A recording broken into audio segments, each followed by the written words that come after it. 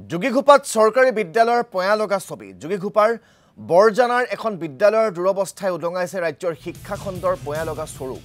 বিদ্যালয়খনত নাই ৰান্ধনী ঘৰ শৌচাগাৰ প্ৰস্ৰাৱগাৰৰ ব্যৱস্থা উৎকট গৰমত তিনপাতৰ চালিৰ তলত পাঠদান চলাই নিব লগা হৈছে শিক্ষকে বৰ্তমান ৭৫ জন ছাত্ৰ-ছাত্ৰীয়ে শিক্ষা গ্ৰহণ কৰি থকা বিদ্যালয়খনত শিক্ষক মাত্ৰ ৩ গৰাকী যোগীঘোপাৰ সুত বৰজানা ৩ নম্বৰ প্ৰাথমিক বিদ্যালয়ৰ দৃশ্য ইয়া আপোনালোকে টেলিভিছন স্ক্ৰীনত দেখিবলৈ পাইছে এই সন্দৰ্ভত বিদ্যালয়খনৰ সবিশেষ জনাব খাদেমুল হুছেইনে নিশ্চিতভাৱে অসম চৰকাৰৰ ডক্টৰ হিমন্ত বিশ্ব শৰ্মাৰ নেতৃত্বাধীন ৰাজ্য চৰকাৰখনে বিশেষকৈ শিক্ষা বিভাগৰ উন্নয়ন হোৱা বুলি শিক্ষামন্ত্ৰী ৰণোজ পেগুৱে হাদৰে দম্ভালি মাৰে কিন্তু প্ৰকৃততে অসমৰ শিক্ষা ব্যৱস্থা কিদৰে পৰিচালিত হৈ আছে তাৰ দৃষ্টান্ত দেখুৱাৰ বাবে মই উপস্থিত হৈছোঁ বঙাইগাঁও জিলাৰ যোগীঘোপাত আৰু যোগীঘোপাৰ বিশেষকৈ এখন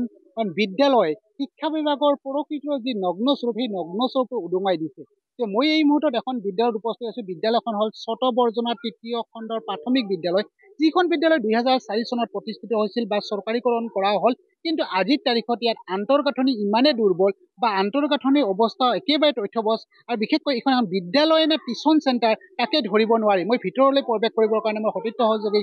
অনুৰোধ জনাইছোঁ এই মুহূৰ্তত এই দৃশ্যাংশ দেখুৱাই আছোঁ বিদ্যালয়খনত প্ৰায় ৭৫ গৰাকী ছাত্ৰ ছাত্ৰীৰ বিপৰীতে ৩ গৰাকী শিক্ষক শিক্ষয়িত্ৰী আছে কিন্তু আজিৰ তাৰিখত এটা কথা উল্লেখ কৰিব লাগিব যে পোহৰৰ গৰম উত্তপ্ত পাৰাস্তম্ভ দিনক দিনে বৃদ্ধি হোৱাৰ পিছতো কিন্তু এইসকল ছাত্ৰ ছাত্ৰীয়ে কেঁচা মাটিত এই ধৰণে টিনৰ যি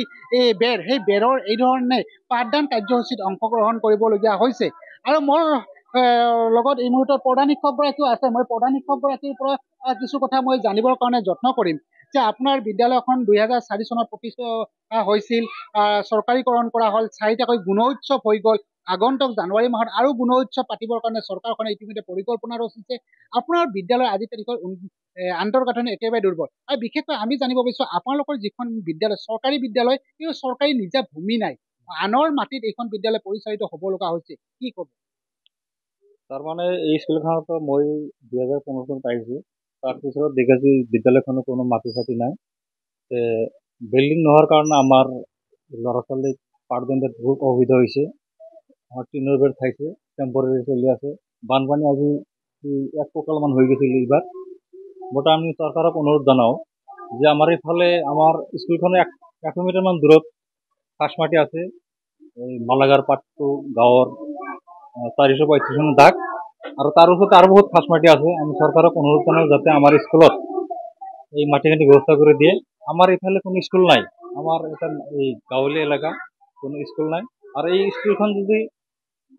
আমাৰ এই বিদ্যালয়খন যদি বেলেগ স্কুল এমালত হৈ যায় এই ল'ৰা ছোৱালীখিনিৰ বহুত ক্ষতি হ'ব এই এলেকাৰ বহুত ক্ষতি হ'ব গতিকে আমি বঙাইগাঁও জিলা প্ৰশাসনক অনুৰোধ জনাওঁ যাতে আমাৰ ওচৰত যিখিনি খাচ মাটি আছে সেই মাটিখিনি আমাৰ বিদ্যালয়ৰ নামত কৰি দিয়ে যেন সোনকালে আৰু শিক্ষাৰ সুব্যৱস্থা কৰি দিয়ে যেন নিশ্চিতভাৱে আন এগৰাকী শিক্ষক আছে মই শিক্ষকগৰাকীৰ পৰাও মই পোনে পোনে জানিবৰ কাৰণে যত্ন কৰিছোঁ মই আপোনাৰ পৰা জানিব বিচাৰিছোঁ যে বিদ্যালয়খনত ৪টাকৈ গুণোৎসৱ হৈ গ'ল গুণোৎসৱৰ মূল্যাংকন কৰা হ'ল আপোনালোকৰ বিদ্যালয়খনক মূল্যাংকন কৰা হ'ল কিন্তু আজিৰ তাৰিখত এইখন বিদ্যালয় নে টিউচন চেণ্টাৰ ধৰিবই নোৱাৰি বিশেষকৈ আপুনি এজন শিক্ষক হিচাপে কি ধৰণৰ অসুবিধা আৰু এটা কথা ক'ব যে পাৰাস্তম্ভ দিনক দিনে কিন্তু বৃদ্ধি হৈছে যথেষ্ট গৰম কি ক'ব আপুনি এতিয়া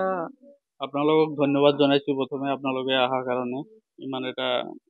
আমাৰ বিদ্যালয়ৰ এইটো অৱস্থা আপোনালোকে দেখুৱাৰ বাবে মই যোৱা বছৰহে ইয়াত আহিছোঁ নতুনকৈ আহিছোঁ মই এটাহে গুণোৎসৱ পালোঁ আৰু ইয়াত এনেকুৱা এটা পৰিস্থিতি হয় গোটেইখিনি ল'ৰা ছোৱালী যদি আহে আমাৰ বহিবলৈ ঠাই দিব পৰা নহয় আৰু আপোনালোকে চাব পাইছে গোটেইখিনি একেলগে আমি ৩টা ক্লাছ বহাব লগা হয় এনেকুৱা এটা পৰিৱেশৰ মাজত ক্লাছ কৰাটো একেবাৰে অসুবিধাজনক খাদেমুল আপোনাক এই মুহূৰ্তত ধন্যবাদ জ্ঞাপন কৰিছোঁ